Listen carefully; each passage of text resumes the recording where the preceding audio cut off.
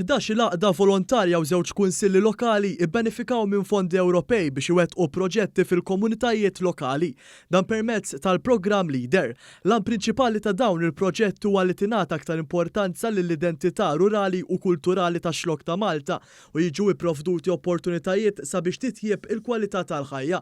Fost il-proġetti li se jwettqu hemm proġetti ta' restawr, xiriet instrumenti tal-mużika, apparat edukattiv sabiex jintuża mill-laqdiet għat-tfal u żgħażagħ, rinnovar ta' swali u kif ukoll investimenti innovattivi fit-teknoloġija sabiex tingħata aktar promozzjoni lil-lokalitajiet. Il-President tas-Soċjetà Filarmonika San Pietru Birżebbuġa Alexander Karwana spjega li dawn il-fondi se jkunu qed jintużaw biex ikomplu jinvestu fil-komunitajiet lokali fit-tradizzjonijiet ta' pajjiżna u jsaħħu l-element kulturali f'pajjiżna. Aħna soċjetà tagħna ssejla tibbenefika minn dawn l-iskemi ta' fondi u permezz tagħhom wettaqna ħafna proġetti kemm fil-gazin kif ukoll strumenti u ħwejjeġ oħra mużikali permezz tagħhom komplejna nkabru l-banda tagħna u s-soċjetà tagħna u mmexxu għal quddiem. Matul aħħar 5 snin il-Gal Xlokk amministra somma ta' ftit aktar minn 2.2 miljun euro ta' fondi Ewropej taħt il-programm ta' żvilupp rurali.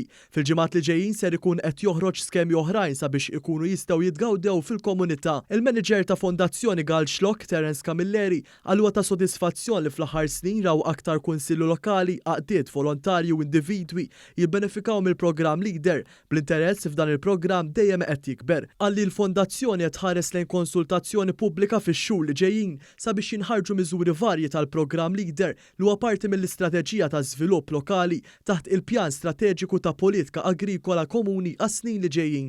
Bħala programm huwa wieħed innovattiv u differenti mill-oħrajn fejn wara konsultazzjoni pubblika li ssir jinħarġu miżuri abbażi ta' dak li jixtiequ n-nies. Ġibda l-programm nistgħu ngħidu huwa suċċess għax huwa proprjament dak li jixtiequ n-nies fil-komunitajiet tagħna fil-każ tagħna huwa x-xlokk ta' Malta. Is-Segretarju Parlamentari għal Fondi Ewropej Chris Bonnet tkellem dwar l-importanza ta' dawn il-fondi li se jwasslu għal aktar investiment fis-settur kulturali u soċjali.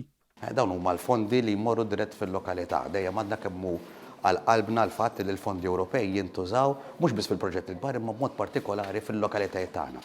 Illum qassamna kuntratti ta' xogħlijiet li ħajsiru fil-komunitajiet rurali tagħna żewġ kunsilli lokali u anke numru sabiħ ta' NGOs li se jkunu meta ngħidu l-kelma kwalità aħjar ta' ħajja dawn huma l-għaqdiet illi waslu għall kwalità ta' ħajja aħjar fil-lokalitajiet tagħna.